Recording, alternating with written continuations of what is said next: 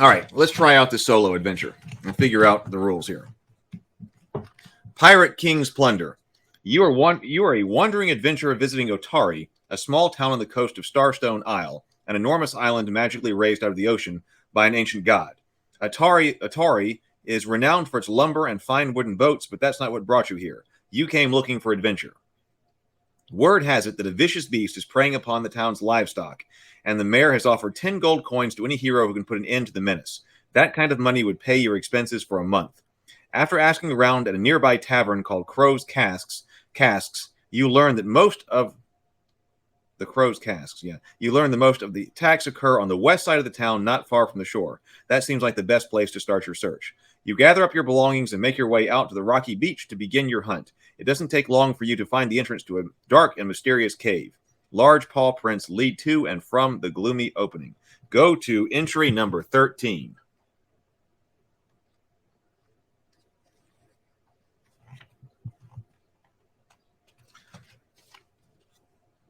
Noticing the tracks leading to the cave, you hide in the nearby underbrush, hoping to ambush whatever foul beast lives there. After just a few minutes, you hear the sounds of something approaching, and the scent of wet fur hangs heavy in the air. Emerging from the bushes is a lean, mangy wolf carrying the body of a dead chicken in its maw. It appears to be returning home after its most recent hunt. Clearly, this beast has been preying upon farmers' animals. You wait until it's near and then draw your short sword to make an attack. You are now in combat with a wolf. You know this feral beast cannot be tamed and must be slain to keep the farmer's livestock safe. Both you and the wolf take turns attacking one another. You attack by rolling the 20-sided die, D20 for short.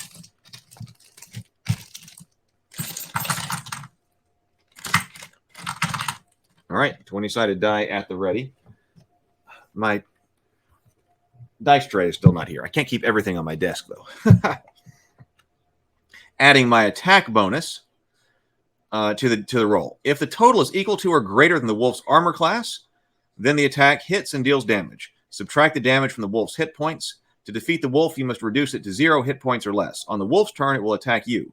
Roll a d20 for the attack. Add that. If the wolf reduces me to 0 hit points, I need a scratch sheet of paper and a pen. I got that. How about this index card right here?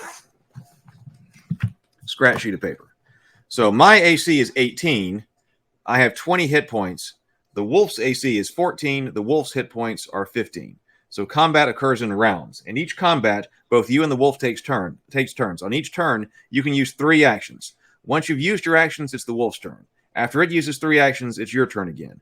This repeats until one side is defeated. Actions are denoted by that kind of arrow-like symbol. On your turn, you use the following actions. Strike with your short sword, that's 1. Roll a d20 and add 7. So my attack bonus is 7. If you use this action a second time, add only 2. And if you use it a third time, subtract 3. Each time, if the result is equal to or higher than the wolf's AC, you hit and deal 1d6 plus 4 damage. Or I can hide in the bushes and increase my AC until the start of next turn to 20. The wolf is going to bite 3 times. All right, well, first of all, let me see if I can attack this wolf. So I get a plus 7. And I'm trying to go wolf AC of 14. I hit. Wolf has 15 hit points, and I inflict d6 plus 4 damage.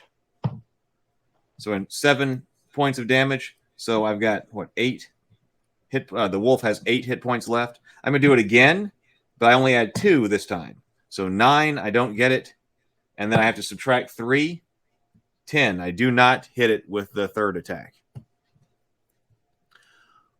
Warren Rowlings says, my local big used bookstore used to have all sorts of Pathfinder first and second and D&D 5e books, but after Christmas it was gone.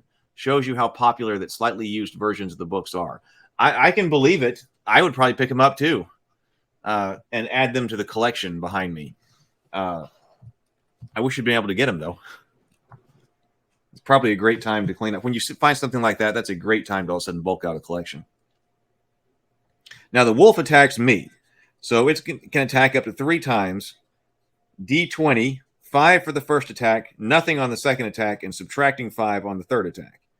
The wolf is dealing 1d6 plus 2 damage. So the wolf attacks me. My AC is 8. Miss. Miss. Miss. All right. So my turn again. I think it's time to put this wolf down. So plus 7. Hit. 1 hit point left on the wolf.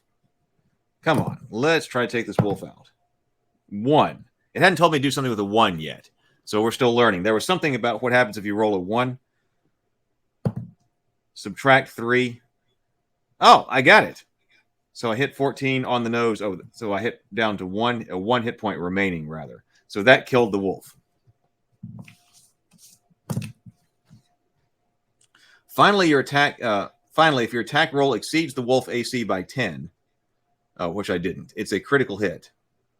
Oh, I was probably supposed to read this.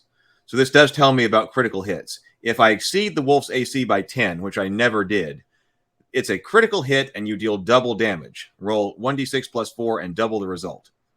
So it's not double dice damage. We're just doubling the whole roll. You also score a critical hit against the wolf if the dice scores a 20 on the die. So, okay, so there are 2 ways to get the critical hit then. The 20 or the 10 above. When the wolf attacks you, it can score a critical hit only if the die is on a 20. Remember that you go first. If you find the wolf is hitting you too hard, you should remember to hide with your third action to make it harder for the wolf to hit you. This process continues until you or the wolf is reduced to 0. Okay, I defeated the wolf, so I go to number 7.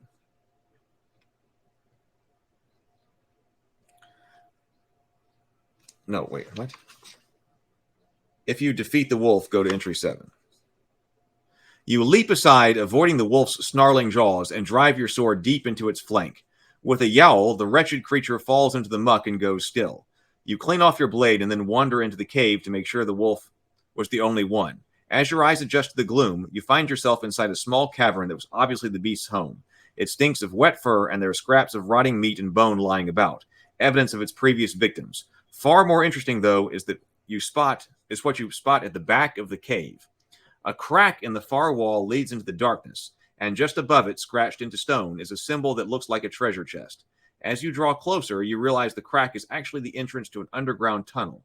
It might just be the hiding place of some forgotten treasure. If you squeeze through the crack to explore deeper in the cave, go to 18. If you turn back around and head back to town, go to 9. Well, let's try to go in. Might as well. 18. Says, putting aside your fear, you squeeze through your way through the crack into the narrow passageway beyond, lit only by faint light from above. If the cobwebs and dust are any indication, no one has been down this way for a long time. Up ahead, the passageway widens to form a cave chamber before veering to the left. A curtain of moss grows at the right wall of the small cavern, fed by a trickle of water dripping from the cavern ceiling. Sometimes something about it looks odd, but you can't quite figure it out without succeeding on a perception check. Your perception check indicates how good you are at noticing things. To attempt a perception check, roll a d20 and add your perception bonus, which is plus 4. Once you've rolled, I need to compare this to a 15. So d20 plus 4, 16. So I succeeded the perception check. Go to page 24, or entry 24. Looking around, you notice a small crack in the wall just above the curtain of moss. Water seems to be dripping out of the crack, and it looks wide enough that you might be able to squeeze inside. What do? I can ignore the crack and turn to head down the passageway, or if you crawl into the crack, go to entry 12. I think I'm going to go down the passageway, so I'm going to go to 10.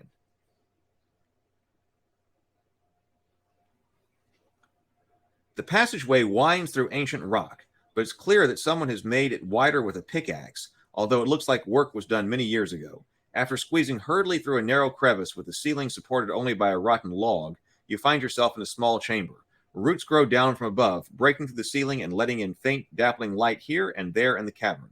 Opposite the entrance is another corridor, but before you head out that way, you hear a terrible hissing sound coming from the passage. Emerging from the darkness is a gigantic snake with terrifying fangs. Uh-oh. You are now in combat with the snake. Just as when you are fighting the wolf, you and the snake will take turns attacking one another until they are defeated, but there are a few new things to pay attention to in this combat. The snake has an AC of 15 and 8 hit points.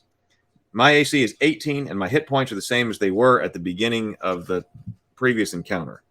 How many hit points did I have? I should have made note of that. 13. I didn't lose any. Oh, so I'm still at hit points 20. HP 20.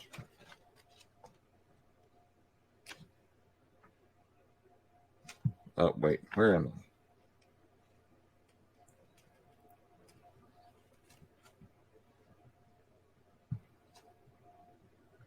I? I went. Okay, so I went to 10. Sorry. Okay, so no, here I am. Okay, so I got 20 hit points. In this fight, the snake gets to go first, but during the first turn, it must spend 2 of its 3 actions to close the distance before it can attack. So on the snake's first turn, it gets to spend only 1 action to attack you. On the rest of its turns, it will spend 3. Okay, now bite. The snake bite. So the snake bites me. Roll a d20 and add 8 to its first attack. 17. It did not hit me. 3 to its second roll, and 2, subtract 2 from its third attack roll. Each time the result is equal to or greater than your AC, I get dealt 1d4 damage. And if I'm bitten, it might poison me. Whenever the snake bites you, it might poison you. This happens as part of the bite, so it doesn't use an action. When you are hit by the snake's bite, you must attempt a saving throw to resist the effects of venom. Saving throws are special rolls to resist things that try to harm you or your character. There are 3 types of saving throws: reflex, will, and fortitude. You must attempt a fortitude saving throw every time the snake bites you. Roll a d20 and add your fortitude save to the roll. Your fortitude save is +8, and I'm looking for a 16 or greater. If the result's 15 or lower, I take an additional 1d8 damage from the poison. On your turn, you can attack just like in the previous fight. Unfortunately, there's nothing to hide behind this time. So, all right. So it attacks first, but it missed me, right? So now I attack, and I'm +7. What's this thing's AC? 15? 12. Hit it. 5, 9. Oh, well, I took care of the snake, no problem, because it only has 8 hit points. So snake dead.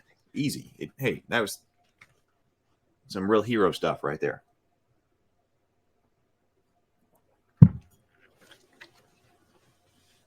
Snake dead in 1 hit. Okay, if you defeat the snake, go to entry 8.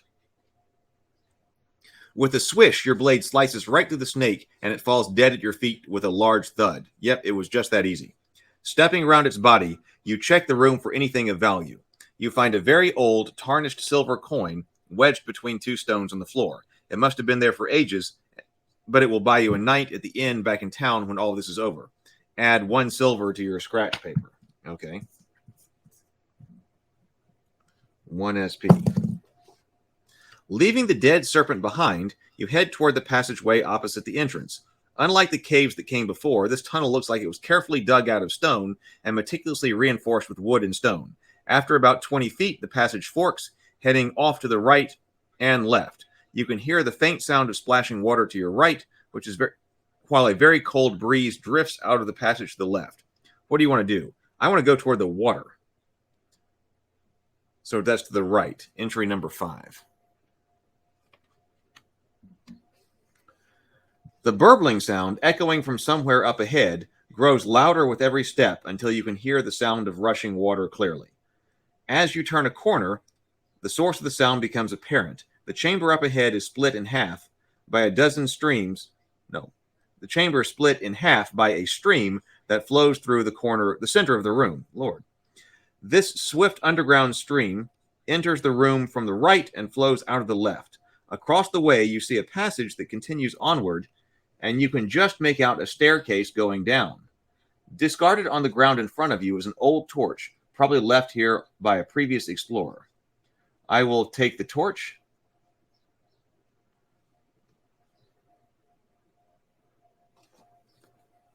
I will take the torch. All right, so I also have a torch.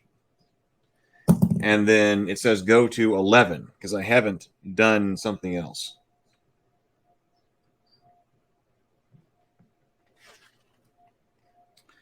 The only way to cross the river is to swim through the dangerous waters. Swimming to the other side of the room requires a skill check. To attempt a skill check, roll a d20, add the bonus associated with the skill you are trying to use. If the result is equal to or greater than the DC of a task, you succeed. In this case, you can use the athletics skill to swim across. To make the other side, you must succeed at 2 athletics checks, each of which have a DC of 15. These checks are dangerous. If you are in the water and fail too many athletics checks to swim, you get swept downstream. Since the river leads deep underground, through long tunnels without air, you'll drown if you fail a total of 3 athletics checks before you succeed at 2 and get out of the water. So I'm getting a +7, and my swim DC is 15. I wonder if I should do that. How good am I at rolling?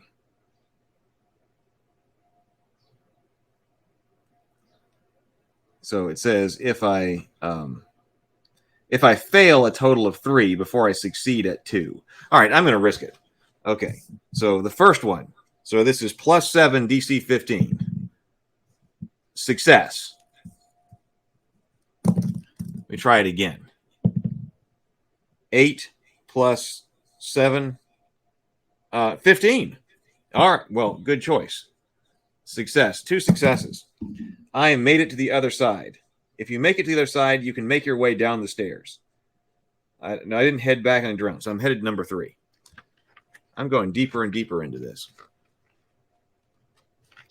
3, you travel down quite a distance before. There's more forks and things like this than were in the solo adventure for the other one.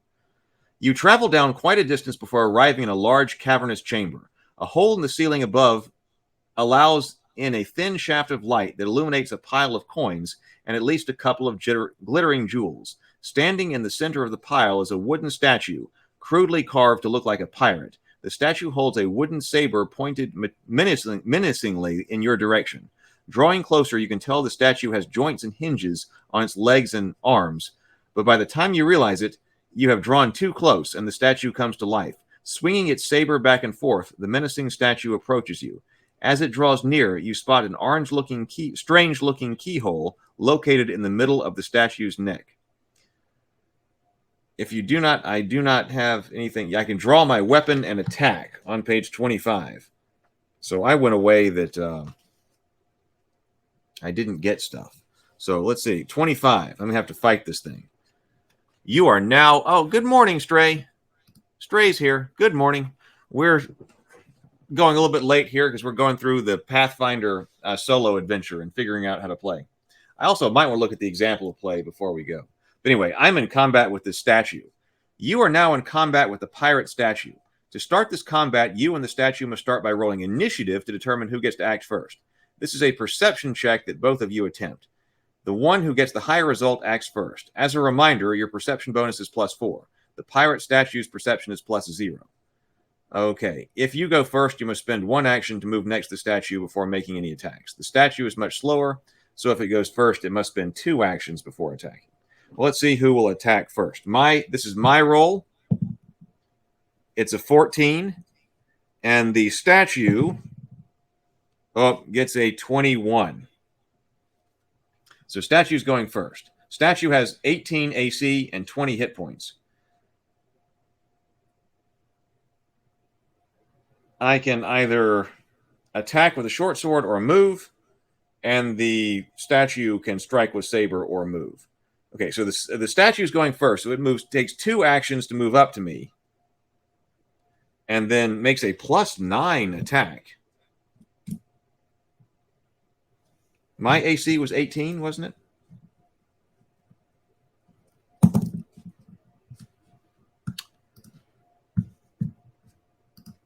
So it attacks 7, 16, nothing. Okay, so now hopefully I can open up some hurt on this statue. So 5 plus 7, no. 13, no. 3, nope, nothing. So now it attacks me 3 times, +9. Hit. What is this damage? 1d8 plus 2. Oh, this thing hits hard. Oh, for an 8, 10. Oh, I don't have any way to heal myself. So you can move up to or away from the statue. If you move up to it, you can attack. If you move away, the statue must spend 2 of its actions on its turn to move up to you before attacking. Well, it looks like I probably need to be stepping away from this thing because that was plus 9. It does get a plus 4.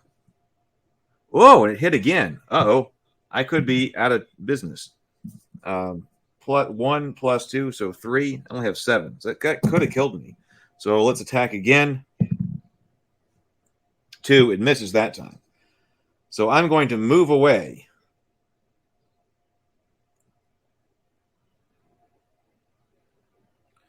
I'll attack first with 2 attacks and then move away.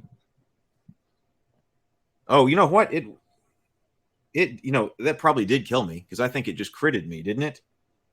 It doesn't talk about it, but it's supposed to roll double damage, right? So it rolled a 3 on that. So it's supposed to double that to 6. So I'm down to 4 points of damage. So that was a critical hit on me. Okay, so did I roll this? I can't remember. I don't think I rolled it yet. So I'm going to attack first with plus 7. And I miss. I'll attack again. 19. There, I hit it. D6 plus 4. 8 points of damage. So this thing has 20. That helps. 8 points of damage, so 12. And then I back up. That means that it has to spend 2 moves trying to get to me because it's slower. And then it attacks. But its first attack is still plus 9. That's rough. Oh, and it's a hit. So this could take me out as well. Yikes. 8 plus 2. I was so good at that snake, but not so good this time. I have died. So we can see what it says when I die. If the statue defeats you, go to 17. Your vision grows dark as life leaves your body. In your final moments, you can't help but think that this is not how the story should end. Maybe the next hero will fare better in this deadly place. Although you have died, there are still adventures to be had. You can start this adventure over by returning to entry 1. You are restored to full hit points, but so are all the foes that you have faced. You must explore and face whatever dangers await you all over again. Alternatively, you can start making your own character to play in adventures with others. Go to page 12 to do that.